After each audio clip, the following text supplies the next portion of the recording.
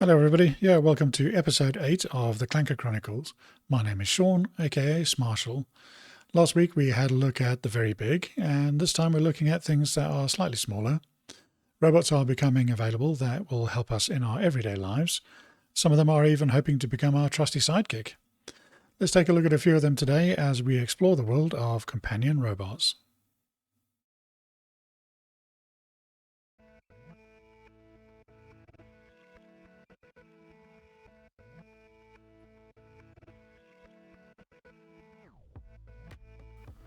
A company called Hyperlabs has created a unique robot that has two wheels with a crazy tentacle popping out the center. It's called the Compact Cruise, and it is a self-balancing robot, very slim and built for high efficiency.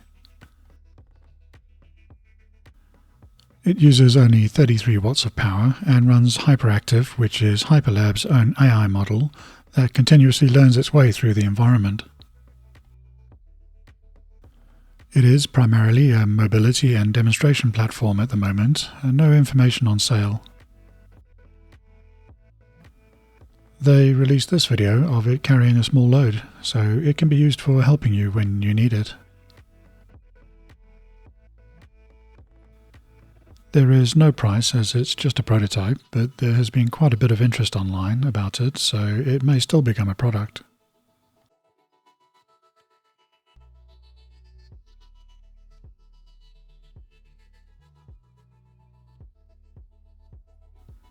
You probably know Segway from its freestanding, self-balancing personal transports that was set to change the world. Well, they also released Lumo, a personal transport companion robot, a full 8 years ago now. I don't know what is more shocking, that I haven't heard of this product from Segway, or that 2018 was 8 years ago now. You can stand on the Lumo and it will take you where you need to be. It works just like those self-balancing boards that have become so popular for personal transport. It can travel up to 18 kilometers an hour or 11 miles an hour for up to 35 k's or 22 miles on one charge. That is quite impressive for such a small device. Its other party trick is to turn into a robot, which can follow you around, so you don't even need to carry the thing. Max payload is 100 kilograms or 220 pounds, so it can carry most people. Full retail pricing was about $2,000, with the Indiegogo early bird price coming in at around $1,300. I did say was, as this particular product was discontinued last year in January. They disabled the application service, which meant much of the AI and remote capabilities were lost, but you can still ride on it. Which is a shame, as it seems a really decent combination product. I hope they do have another go at it, because the market for robots is only going to grow.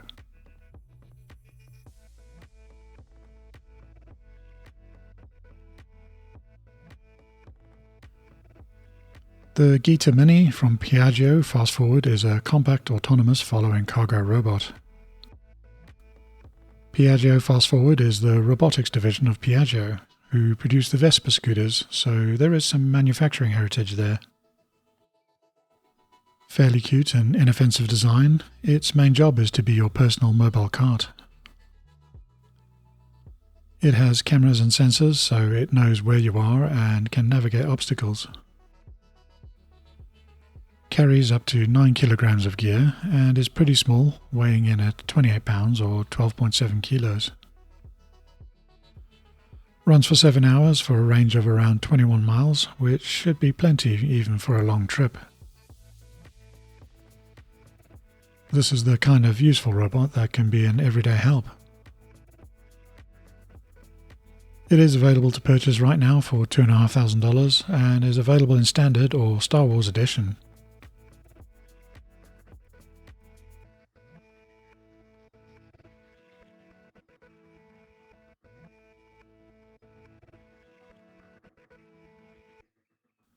Billed as the world's first photography robot, Benny can follow you about, or you can send him on a mission.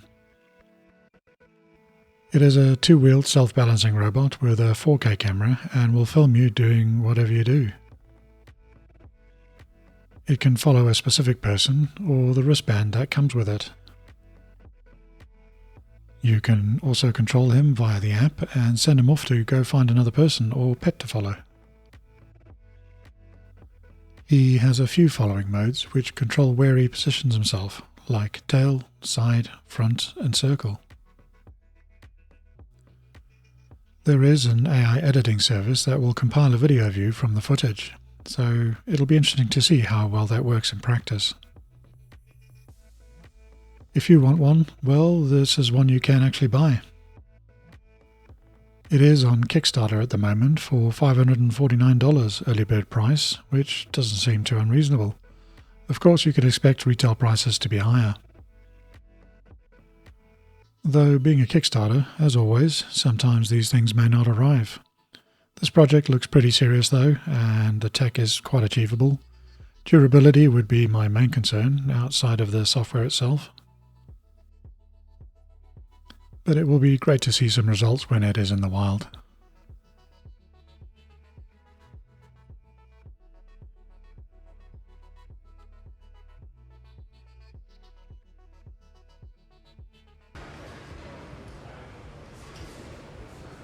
If you have not seen a robot climbing a ladder, now here is your chance.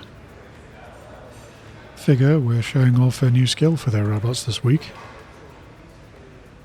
Ladders do require more coordination than stairs because your hands are necessary to help maintain balance. This means there are more limbs that have to interact and coordinate. But I will leave it up to you to decide if this is a ladder or just some very steep stairs. Either way, it does a decent job, though I'd like the handoff at the top to be a little bit better.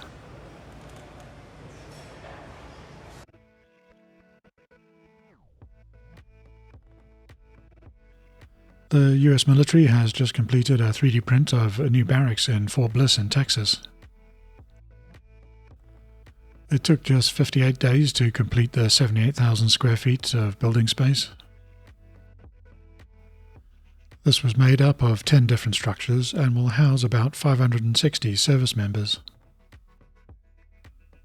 This is the second of 10 sites in total to be completed under the program, aiming to test out rapid construction and deployments in a new era of construction. The project reportedly achieved nearly 10% cost reduction versus traditional methods, but we can expect that to get cheaper as the technology scales. A pilot site was constructed in 2024 to test if the structure can withstand the Texas heat and heavy use. All 10 buildings fully comply with the Unified Facilities Criteria standards.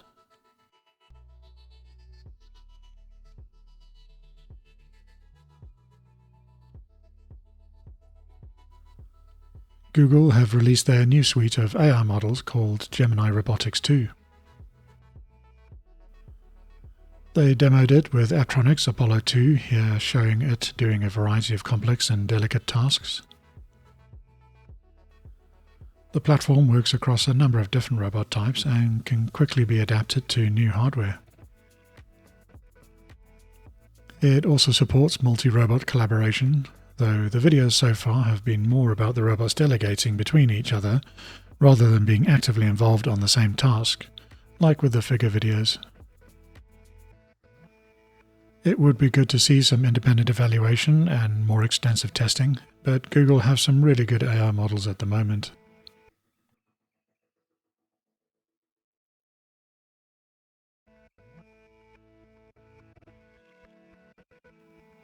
Walden Robotics has broken out of stealth. It is a spin-off of Toyota Research Institute and has received $300 million of funding at a valuation of just over $1 billion. They are building their own hardware and software stacks aimed at being deployed into commercial and industrial sectors. They are favouring wheel-based robots, mainly because legs are so much more complicated, and for many scenarios wheels offer a number of advantages. This means resources can go into the area of robotics that make the biggest difference, like what to do with its hands. It also means the natural place for batteries, which are quite heavy, become the base of the robot, allowing it to be more stable and run for much longer.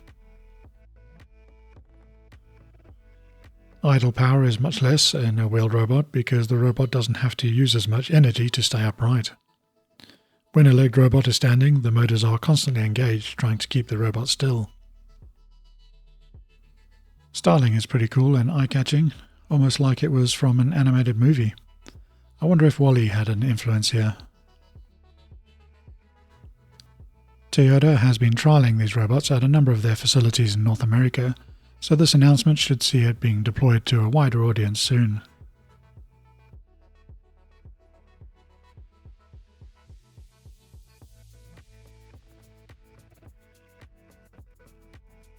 And there we have it, another episode of the Clanker Chronicles down.